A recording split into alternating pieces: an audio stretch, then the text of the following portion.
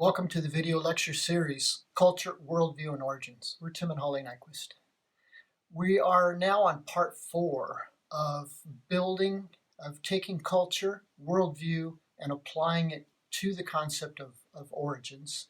And we're using the non-Western biblical worldview, non-Western meaning Hebrew, and we're looking at building a Hebrew house of understanding of what they understood their scriptures to say. The importance of this and why the focus is that Christianity is a product of the Hebrew culture. It came from the Hebrew culture, Hebrew thinking, Hebrew ways, and to understand what they understood it to mean is that we have to step outside of our cultural tendencies, Western cultural tendencies, and try to understand and look at their life, their thinking patterns, their way of living, and to understand what they meant. We have to walk in their shoes. So that's what this lecture series is on at this point, is applying culture, worldview to the concept of origins. And now we're at the fourth phase, or putting up the third pillar, the third column on basic beliefs. And what we're looking at is the non-Western biblical basic beliefs house. And this is, we're already progressing into the construction process. We've laid the foundation on the ground zero of the culture. We have put up 2 columns of events that were very pivotal in the Hebrew history, and now we're looking at a third event. And these 3 events form the basis of their belief system. So this is now the third column and the third picture. The first one was creation, perfect and complete. The second column was fallen and cursed. And now the third one. The third pillar is judged by water. And it's kind of like, well, why is that a pillar? Well, if we look at Matthew chapter 24, verses 36 through 39, we have Jesus explaining to his disciples, to the people around him, about his second coming. And he says, "But of that day and hour no one knows, not even the angels of heaven, nor the Son, but the Father alone. For the coming of the Son of Man will be just like the days of Noah. For as in those days before the flood, they were eating and drinking, marrying and given in marriage, until the day that Noah entered the ark. And they did not understand until the flood came and took them all away. So will the coming of the Son of Man be." What Jesus was saying was that he's going to come back. And he's going to come back to receive his own. But he's also going to come back to judge those that did not receive him, that did not submit to his authority. Again, we're talking about an external locus of authority. And again, that Jesus was somehow involved, not just somehow, was involved in the creation process. And therefore, if we were made in his image, then we, in the image of God, and he being God, he is the physical image of God, and we being physical and made in God's image, then actually we belong to that creator. And that creator will come back. And he says, this is the proof. No man knows the day or the hour when I will come, but surely I will come, just as in the days of Noah. Was that a true event? Well, Jesus thought so, and he predicated or based his returning again on that event. Just as in the days of Noah, they did not understand until Noah got into the ark and they were all swept away. So it will be when the Son of Man comes. So in other words, Jesus is basing his second coming, his judgment for coming, based on the first judgment of water. So it is a column because it establishes the authority. In the first column is the Creator. We bear the image of the Creator. Second column, what happened? We chose disobedience, and we continue in that. Are there consequences? The third column is that there will be judgment, just as there was. So what happened? The condition, Genesis 6, 5 through 7 says, Then the Lord saw that the wickedness of man was great on the earth, and that every intent of the thoughts of his heart was only evil continually. The Lord was sorry that he had made man on the earth, and he was grieved in his heart. The Lord said, I will blot out man, whom I have created from the face of the land, from man to animals to creeping things, and to birds of the sky, for I am sorry that I have made them. God made that creation to have fellowship, to have communion with. But because of the sin of man, that put up a curtain of division, and a curse and an influence entered in.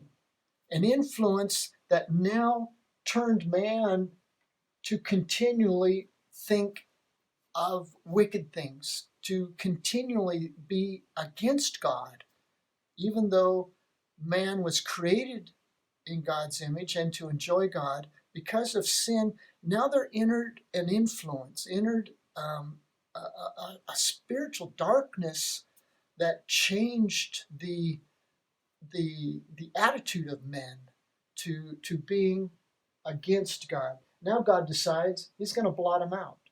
And how's he going to do that? Well, Genesis chapter 6, 11 through 12. Now the earth was corrupt in the sight of God, and the earth was filled with violence. And God looked on the earth, and behold, it was corrupt, for all flesh had corrupted their way upon the earth. We look out today, and people may say, this is not a very good creation. Look how corrupt it is. Well, God looked out and saw the same thing. And he said, this place is corrupt. He says, now the earth was corrupt in the sight of God, and the earth was filled with violence. We're saying, how can a good God have created this when there's so much violence? It's kind of like the violence and the corruption is a consequence that keeps growing in proportion to the disobedience and the man that continues in his way. So what does God decide to do? Okay, the decision. Genesis 6, 17. Behold, even I am bringing a flood of water upon the earth to destroy all flesh in which is the breath of life from under heaven. Everything that is on the earth shall perish. From our Western way of thinking, this contradicts, and the former two pillars do too, the uniformitarian principles of non-intervention. The uniform principle that everything has always been a closed system and it always continues as it always has and always will. And so the universal flood today is generally not believed in the Western world. But in the non-Western world, this is pretty much accepted as true because their outside authority says so. We are going to go through another series later on, developing the origins of the universe, the origin of time, the origin of life, species, origin of man, and the fossil record. So if there is interest, there will be dedicated time slots to each one of those topics to expand the topic of the flood. Just as a side note, I too have struggled with concepts of what is true. And again, I have come to believe in a worldwide flood because, one, that's what the authority and the scriptures teach. Number two, I grew up in the California, Sierra Nevadas, and motorcycling, and we could collect seashells, fossilized seashells, throughout the Sierra Nevadas, which is an interesting concept, which I didn't know what to make of it really, and I didn't really make the connection of it. I just picked them up and thought they were cool. Then I had an opportunity to visit a country when I was in college. I went to Pakistan, and we climbed the Himalayas. And in the Himalayas, at the tops, not at the tops, but clearing 11, 12,000 foot, there's seashells. And that created even more interest in me of could this be related to the biblical story of the flood? Then for the last 25 years, we have worked in South America, in Bolivia. We lived for 6 years over at 12,000 feet in the Andes Mountains, and weekends collecting seashells and fossils. And so it's fascinating to know that on 3 different continents, 3 different mountain chains, there are seashells fossilized on the higher peaks. Which, if there was a worldwide flood, that's what one would expect to find, because you have to have geological evidence, but then again, that evidence is interpreted by that person. So it's but I could interpret it to mean that it seems to support what I now believe. So what I believe supports that. So God has decided everything's going to perish, and it's going to perish by water. Okay, so what happened? Genesis 7, verse 11. In the 600th year of Noah's life, in the 2nd month, on the 17th day of the month, and on the same day, all the fountains of the great deep burst open, and the floodgates of the sky were opened. Okay, for some that just say that this is a fable, a myth, it is very specific as to when it actually happened. It was written down. It was cataloged. It was noted on the calendar because it was a very dramatic, life-changing event, especially for. But the event, what happened? It says that on the same day, all the fountains of the great deep burst open. So it was kind of a two-process flood. It wasn't just rain 40 days and 40 nights, but the first action was all the fountains of the great deep burst open. The fountains of the great deep, many have speculated that the early cultures called volcanic activity the fountains of the deep. So because they were spewing forth. And so what this could have been is volcanic activity that triggered with the ash going up into the sky, up into the clouds, and coming in contact with humidity, triggering precipitation, rainfall. And so that would be the second phase. So what we have, the first phase is all the fountains of the great deep burst open, and then the floodgates of the sky were opened. So that is the beginning of the flood process. So what happened? Genesis 7:19 says, the water prevailed more and more upon the earth, so that all the high mountains everywhere under the heavens were covered.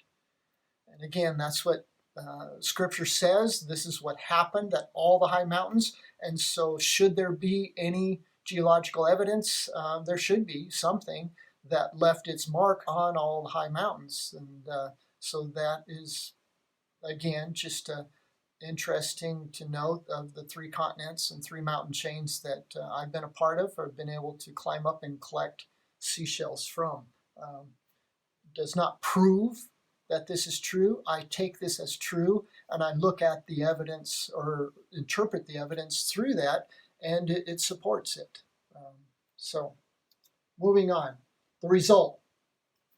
Genesis 7:23. Thus he blotted out every living thing that was upon the face of the land, from man to animals to creeping things and to the birds of the sky, and they were blotted out from the earth, and only Noah was left together with those that were with him in the ark. So it says that it was a complete devastation. It was a complete judgment. It was not local, but it says every person, every man, and every living thing was blotted out. Conclusion of pillar number 3, Ecclesiastes 12, 13 through 14. The conclusion, when all has been heard, is fear God and keep his commandments, because this applies to every person. For God will bring every act to judgment, everything which is hidden, whether it is good or evil. Okay. The Hebrews believe there will be an accounting, that there will be, because there was a creation of a perfect place, there was a disobedience, there was a fall, there was a curse, there was a judgment. So, conclusion in Ecclesiastes, when all has been heard, fear God and keep his commandments, because this applies to every living thing. Fear God and keep his commandments. That is the conclusion of pillar number 3, along with 1 Peter, or 2 Peter, 3 through 9. Know this first of all, that in the last days mockers will come with their mocking, following after their own lusts, and saying, where is the promise of his coming? For ever since the fathers fell asleep, all continues just as it was from the beginning of creation. Sounds kind of like the uniformitarian principle. For when they maintain this, it escapes their notice that by the word of God the heavens existed long ago, and the earth was formed out of water and by water, through which the world at that time was destroyed, being flooded with water.